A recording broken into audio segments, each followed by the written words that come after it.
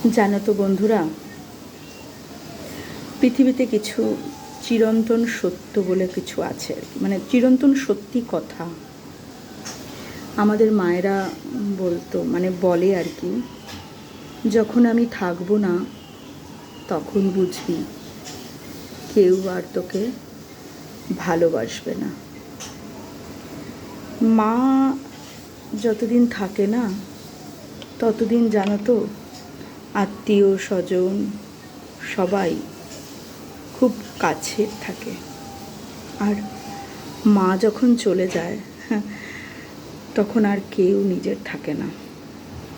এটা আমার মা খুব বলতো যে আমি যতদিন আছি ততদিন হয়তো সবাই তোকে ভালোবাসবে, আমি যখন থাকবো না তখন আর কেউ ভালোবাসবে না।